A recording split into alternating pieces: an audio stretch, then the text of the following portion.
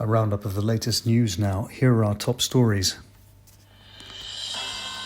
Russian billionaire Roman Abramovich has been accidentally deported to Rwanda in an early hiccup with the UK's new Rwanda deportation policy. We'll have a special report. Human excrement is found all over Snowdonia National Park in Wales. We'll be speaking to the National Trust and a spokesperson from British Naturism. And British MP Neil Parish admits watching porn in Parliament. We'll be airing his resignation speech and interviewing a pornographic film producer expanding into political lobbying. More on those top stories to come. First, to the UK government's new policy of deporting asylum seekers illegally entering the UK to Rwanda. Owner of Chelsea football club Roman Abramovich arrived in the Rwandan capital Kigali yesterday, deported there accidentally on returning from Turkey, where he's been attempting to mediate in talks between Russia and Ukraine. We were given exclusive access to a recording of the billionaire's arrival in Kigali yesterday. What is happening? This can't be London, it's too sunny. You are in Kigali, Rwanda. But why? I don't have plans to be here. I must have been asleep.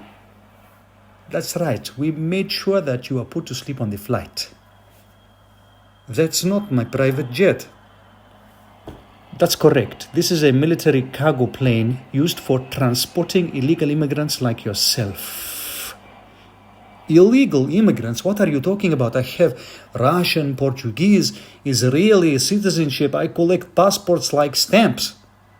Wait a minute. Where is my Rolex watch? That one, we took it into custody. This is a requirement for all detainees.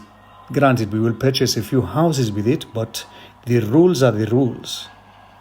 What about my yacht? The yacht is not here. We don't have a sea coast. But if you like, you can transport it to Lake Victoria. We have a huge lake here. But if you bring that thing, it will probably be hijacked and stolen. Do you know who I am? Yes, indeed we do. We are all Arsenal supporters, you see. So anything we can do to facilitate third place for our team, we will implement. Hence the detention. I spoke to Home Office spokesman Nick Cleansing to find out more about the Rwanda deportation policy. Nick, why introduce this policy? Well, our existing national asylum seeker distribution system is unfair and overwhelmed, and local authorities are bearing the brunt of it. But isn't that just the nature of being a refugee host country? Well, it doesn't have to be. There is another way. Why Rwanda? Well, other countries such as Israel and Denmark have looked at Rwanda before, and we thought, why not?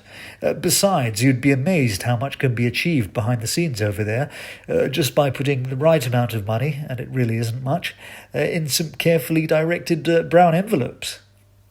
On that note, 90% of Rwandans live in poverty, earning less than $2 a day, and the country is still recovering from its civil war and the genocide that took place there.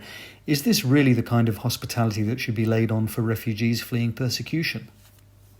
Well, the Australians did it in Papua New Guinea and Nauru, so this really is nothing new. It's certainly new to the UK, though.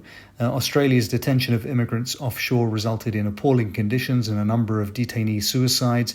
Eventually, Australia's own Supreme Court ruled the Papua New Guinea detention centre illegal, and it closed down. Why do you think this policy will succeed where others haven't? Simply because we're the Tories, and we're in perpetual denial about our flaws and mistakes. Nick, thank you.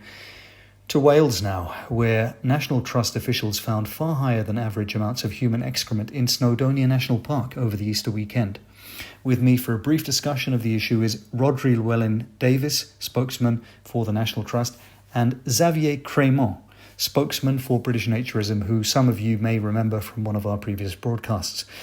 Rodri, what happened here? Hello, Bob. Well, many holidaymakers appear to have taken it upon themselves to empty their bowels in various outdoor locations in Snowdonia National Park. Why is this a problem? Well, it creates a hygiene issue, you see, but also affects the general appeal of the place for visitors. Xavier, what do you make of that? Hello, Bob, but to be honest, I did not understand the word. All I can say is that the people should be free to poo wherever they please. Animals do the same. Cows, sheep, horses, foxes, rabbits, they all poo on the grass. So why should the humans be any different? Rodri Xavier, thank you. And finally, Conservative MP Neil Parish has resigned after being found watching pornographic videos in the House of Commons main chamber. The MP claimed to have initially been searching online for tractors and eventually admitted the allegations against him. We have an exclusive recording of his resignation speech made in Parliament, but before that I spoke to pornographic film producer Ivor Hardon, whose production company Cream Pie Films has now added political lobbying to its business. Ivor, why the new focus on lobbying? Hey Bob, well, we're finding that a number of constituents worldwide are struggling to get through to officials, both elected and unelected. So we thought, why not combine porn movies with messages from constituents? I mean, sex sells, right? I mean, like asking an official to help get a bumpy section of road repaved while sexy scenes unfold is likely to be far more effective as a communication tool than simply contacting that individual. Ivor, thank you. We'll end this broadcast with an excerpt from Mr. Parish's resignation speech. I've brought disgrace upon my family, my colleagues, and last but not least, myself. My actions were inconsistent with the public duties that I have, and I have therefore decided to resign. Now that I am resigning, I can speak my mind to you all about a few home truths. First of all, for those doubting the link between tractors and sexual activity, there was in fact a man in Suffolk several years ago who engaged in sexual intercourse with 450 tractors.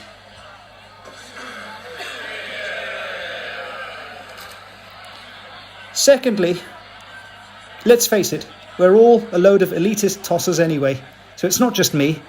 This is the tip of the iceberg. I know for a fact, without naming names, that we have all sorts of sexual perverts and deviants in our midst. Thank you.